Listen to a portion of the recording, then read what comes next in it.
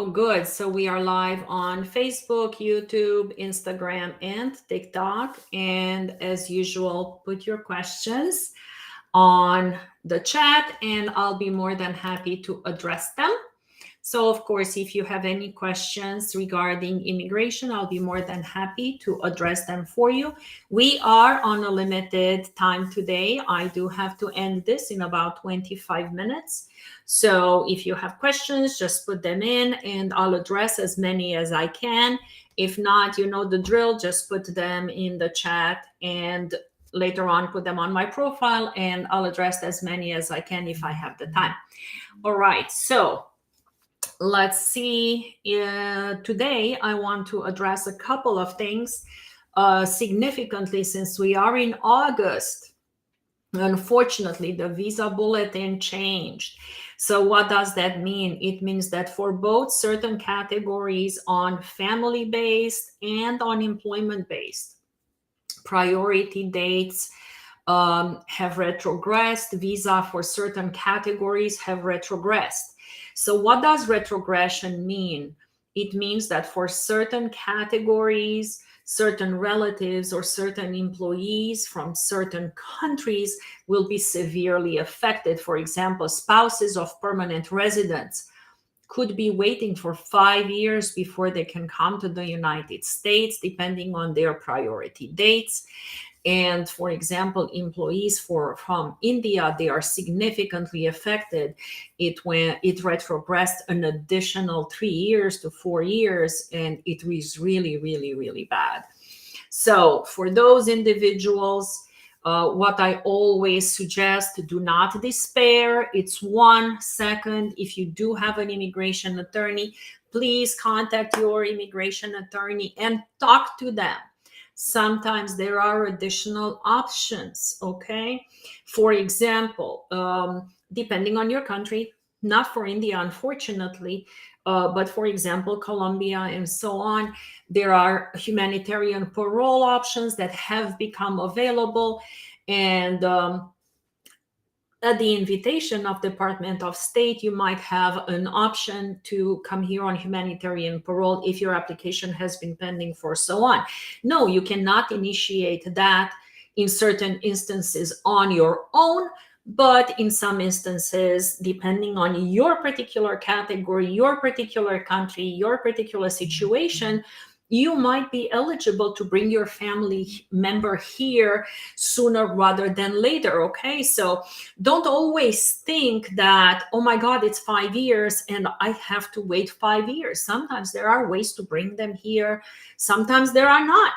And unfortunately, everybody calls and is like, well, am I eligible? They call our office or they call another immigration attorney's office and they simply ask, am I eligible? Nobody can tell you if you are eligible without doing a full assessment of your situation. Every case is different, okay? So just know that. But nobody's going to be able to look at that and just tell you without looking at your paperwork, looking at priority dates, looking at the categories, looking at visa bulletin. What have you done in the past in your particular case? Are there red flags? What is your immigration history, past criminal history, family history, okay? So we need to look at all that. And then we need to see where is the case exactly stuck right now. And are there particular options? Is there anything that is available for you right now that you can do, or your congressman can do, or an immigration lawyer can do? And what are your options, okay? So let's see what questions we have right now. If anything, again, we are on Facebook, Instagram, YouTube, and TikTok, but we usually get most engagement on TikTok. So let's see what we got.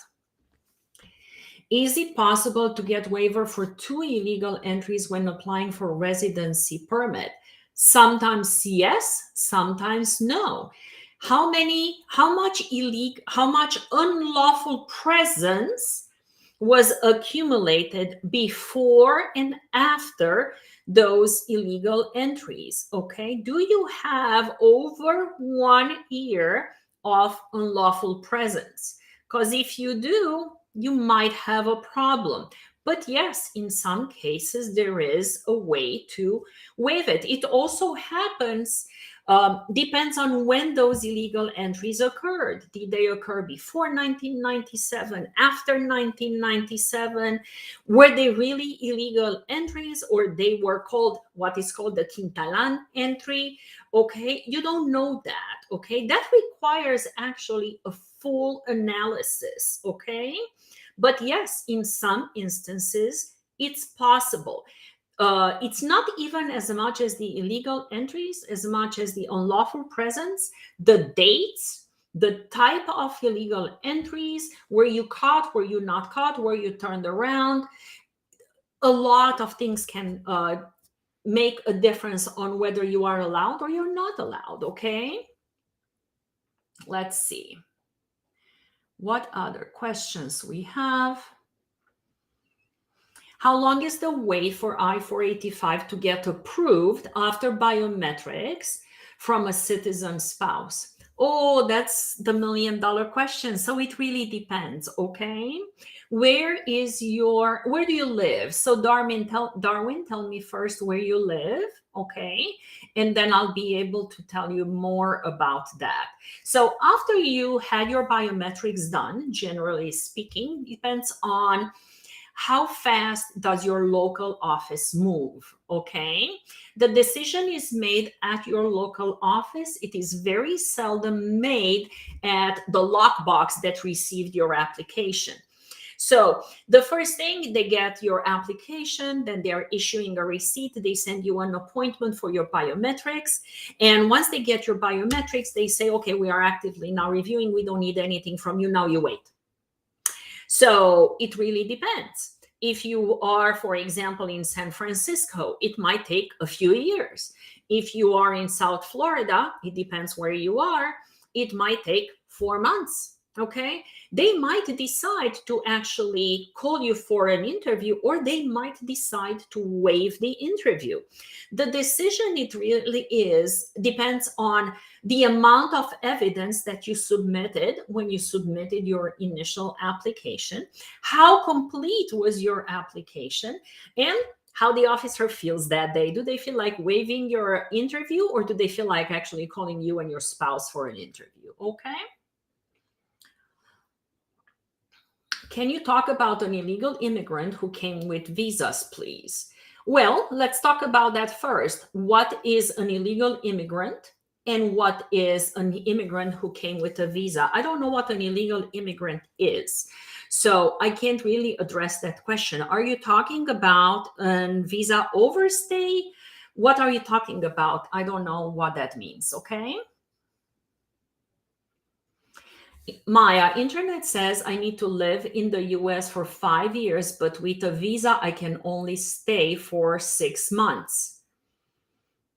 Okay. I don't know what internet. First, internet has all the good answers, all the bad answers.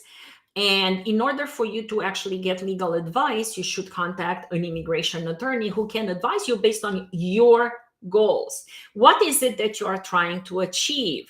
You need to live in the United States for 5 years as a permanent resident in order to obtain citizenship. I'm assuming that's what you are talking about.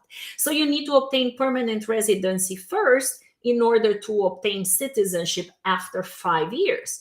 So first you need to obtain residency. So how are you going to obtain residency? First, do not confuse residency with citizenship. And residency is not a visa, okay? How many months does it take for fiancé visa? How many months does it take for fiancé visa to what? Because fiancé visa, it's a multi-step process. A fiancé visa, your US citizen fiancé needs to petition for you first with USCIS. So they need to file the I-129F. That takes as long as it takes. I can look it up for you. I'll tell you in a minute. Let's just see. How long does it take for that? Let's say you apply for that in California. About 17 months right now. Nebraska, 5 months. Texas, 16 months. There you go. So the first initial petition is 16 and a half months. Then it gets sent to the National Visa Center. Just that transition alone is 3 months right now. 2.5 to 3 months. It used to be less than 3 weeks. Less than 3 weeks, it went to 3 months. And then you are waiting for the consulate to schedule the appointment. And then once they schedule the appointment, assuming there are no issues, your fiancé gets the visa and comes to the United States. Darwin, you live in California. Great, thank you for answering that. So I'm going to see, I'll pick a city in California because that's not specific enough. So let's assume you live in LA, okay?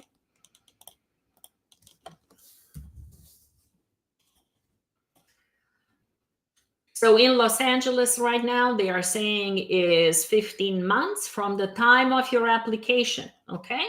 So let's assume you filed in May at 15 months, and that is the maximum amount of time the minimum amount of time, you need to wait until you file an inquiry on your case, okay? Does that mean it's gonna take 15 months? No, it could take significantly less, and you might actually receive your green card before you even get the work permit, okay? Would you represent Haitian with asylum pending entry without a valid I-94?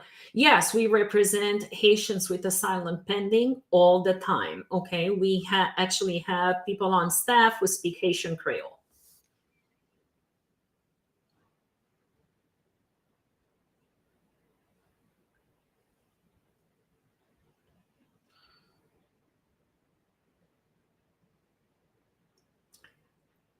Maya, you're trying to move permanently to the United States. So Maya, if you're trying to move permanently to the United States, you do your basic research on the internet, and I see you did that, but you need to really understand the process. So you need to get a visa first to come to the United States. And generally speaking, there are 5 ways to come legally to the United States to come here permanently. Okay, so let's talk about the 5 general ways to come permanently to the United States. Okay, 5. Diversity visa, which is the green card lottery, comes up in about September, October, where you can register depending on your country. That's 1.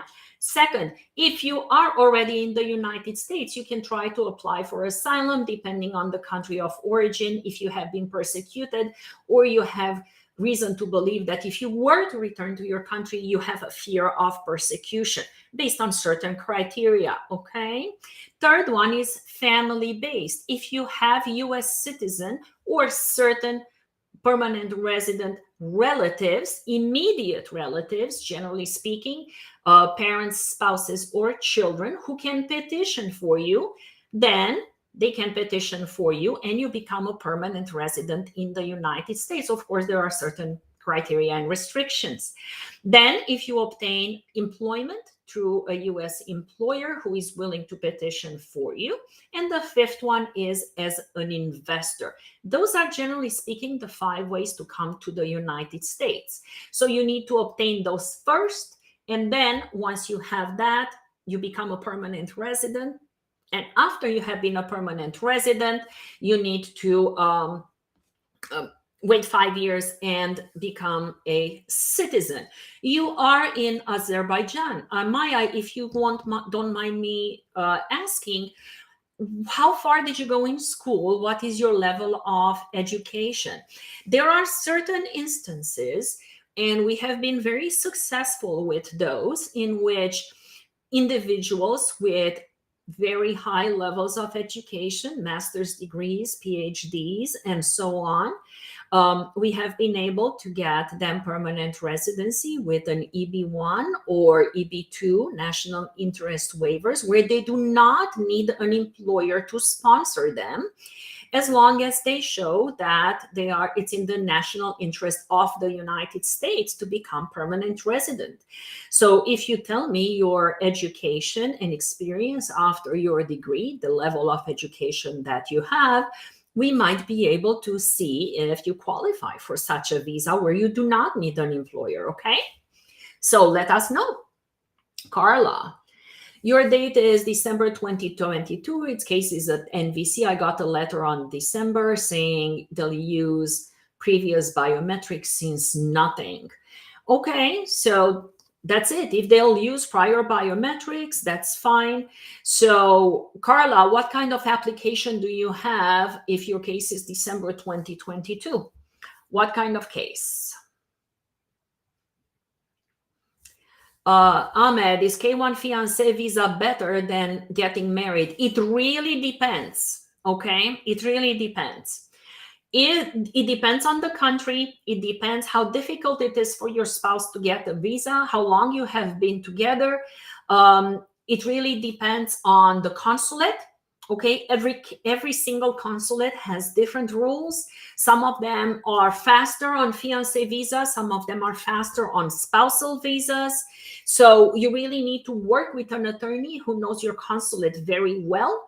And it really depends. Okay, if you have not started the process, my suggestion is talk to your fiancé, book an appointment with an immigration attorney, and discuss the pros and cons of all your options before you start the process. Okay.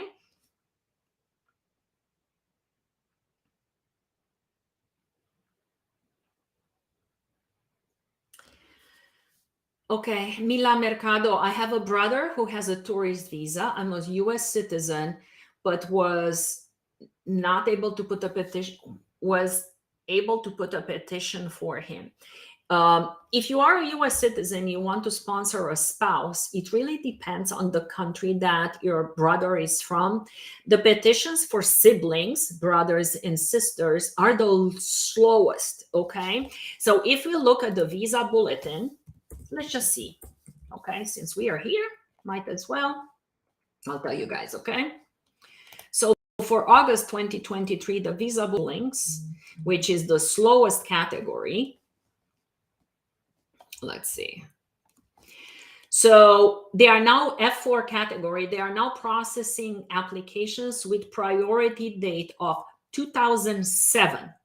Okay? 2007. Now, if your brother is from Mexico, they are processing applications filed in 2000. We are looking at 23 years wait time. India is 2005, Philippines is 2002, China 2007. So we are looking at a very, very long time. Now, your brother has a tourist visa.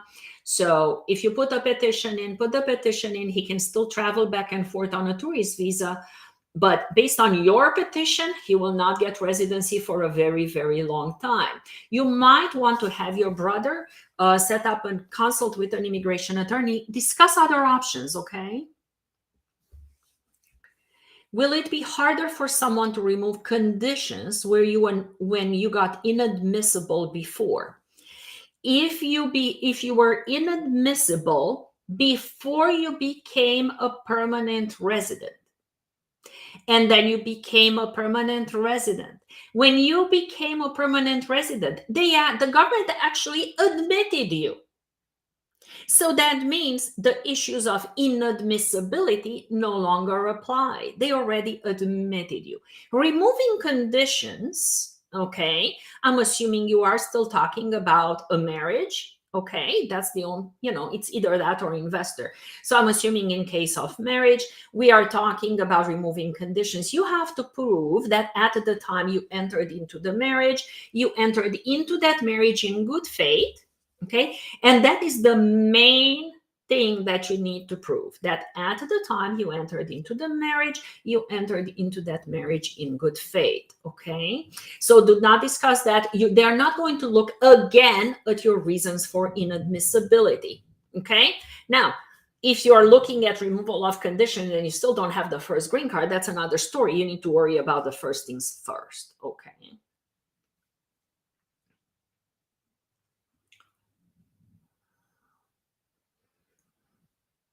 Okay, Carla, for your I-175, you mean 751. Yes. Can overstay get green card by marrying US citizen? It depends on the situation. In most cases, yes, but it really depends. Every case is different. Totally, okay? Yes, most, but not all visa overstays can obtain permanent residency by marrying U.S. citizens. Sorry, by marrying U.S. citizens. All right, I must get some good luck today.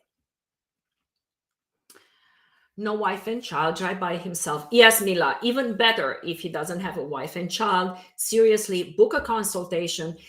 Give us a call, okay? 954-466-0070. By the way, we help immigrants everywhere make the United States their permanent home. We are located in Florida, but we have clients in most countries and in all 50 states. It doesn't matter where you are located, we can help you. Okay, so give us a call, book a consultation. No, the consultations are not free, okay? Book a consultation and let's see what your options are, okay? Let's see, let's not discuss generally here too much information. It's confidential. Remember, this is a public forum after all, okay? Okay.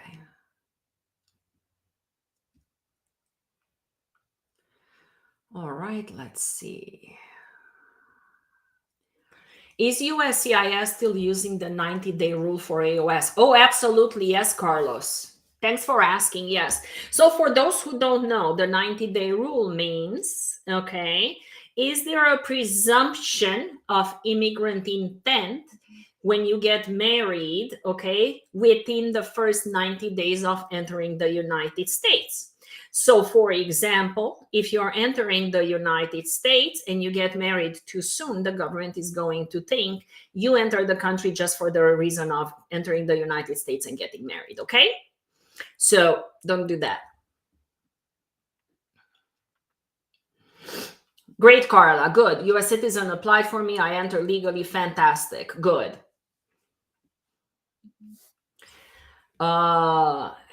Okay, good. My work permit approval and shows tracking number is delivered, but I didn't get it. Oh, you better talk to the post office. Go track that mailman. Believe it or not, it happens quite a bit. But here is the problem. I hate to say it, okay, but they do disappear from the mailboxes. Okay, I don't know what the mailman do with it. Okay, it's not the mailman. Seriously, I don't know what happens. They do disappear. They put them in a different mailbox. Talk to your neighbors, see where it could be until USCIS gets it back or returned to them. You're not getting a new one. You're going to have to actually file for a lost document and request a new one, and it's going to take months to get another one. It's a pain.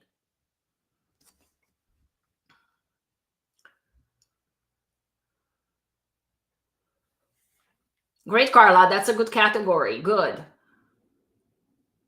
I have 1 year of school left, living in the US. It's my dream. IR1, CR1, it's good. You're doing everything right, Carla. Carla, you're doing good. Maya, you're doing good. Maya, what are you studying? Nowadays, fiancé taking longer than spouse. Yes, Sharma, absolutely. And this is why I tell people first, yes, fiancé takes longer than spouse, not all the time. It really depends on where the petitioner lives, and it really depends on where the beneficiary lives, meaning which consulate. So a consultation is critical. I have people that I still tell them apply for fiancé, and then I have people telling them don't even think about fiancé, go and get married and do a spouse. However, in some countries, it takes months and months and months to get permission to get married to a foreign national, so they can't even do that. In some other countries, they have to actually meet in a third country in order to get married because they can't get married in the country of origin. So all those things are taking place and we need to discuss them.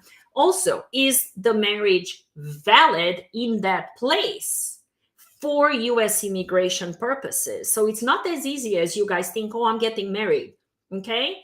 For example, there are certain countries in which people think, oh, I'm doing a tribal marriage and it's going to be legal. Guess what? In some cases, immigration doesn't accept those. Everybody thinks, oh, I'm getting a divorce according to the laws of that country. Guess what? A divorce from Finland, it may not be recognized in the United States, depending on which state in the United States you live in. It's not as easy as you people think. Okay, so all those things are making a difference. Okay, we got 3 minutes to go. Let's see.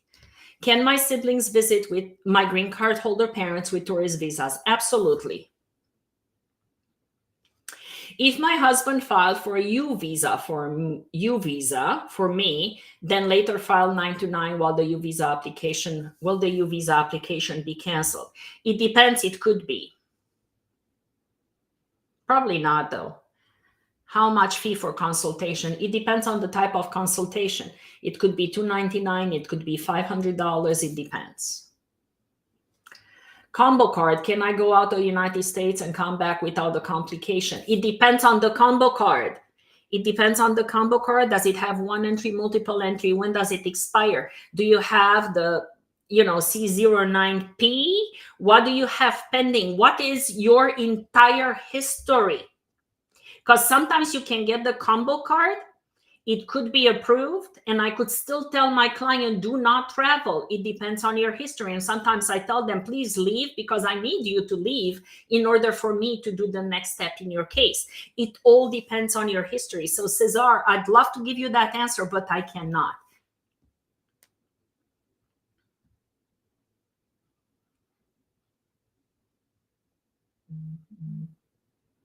All right, let's see. I know, even post office and all, but no one helping me. I know, I'm telling you, if the government didn't get it back, you want to call USCIS and you want to see if they received the work permit back. Give them at least 30 days from the day of delivery. If they didn't get it back, you do not have a choice. You have to file for a replacement of that car, declare it lost at the police station, and then file for a replacement. It's going to cost you money and time.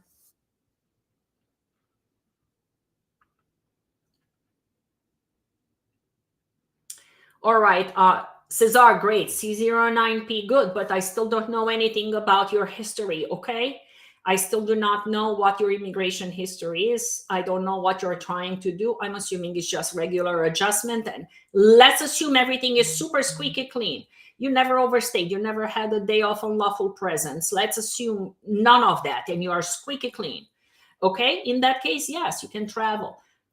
But other than that, I don't know.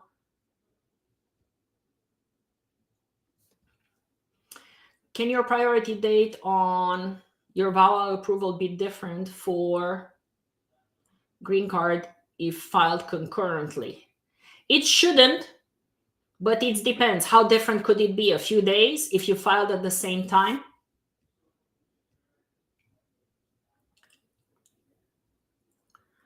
Do I need to officially cancel the U visa application to avoid two applications? Theoretically, no. You can have multiple applications at the same time. Nobody should tell you to cancel another application. Generally speaking, you can have multiple applications.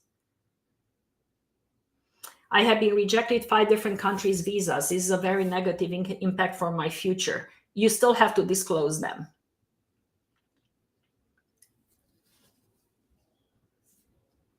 All right, so I have only 2 minutes to complete this. So thank you very much for your time today, guys. I'll see you again Tuesday at about the same time, 3:30 p.m. Eastern, all right? Good seeing you. Any questions I didn't answer, please put them in my profile, and I'll try to address as many as I can. If not, I will see you next Tuesday. Bye.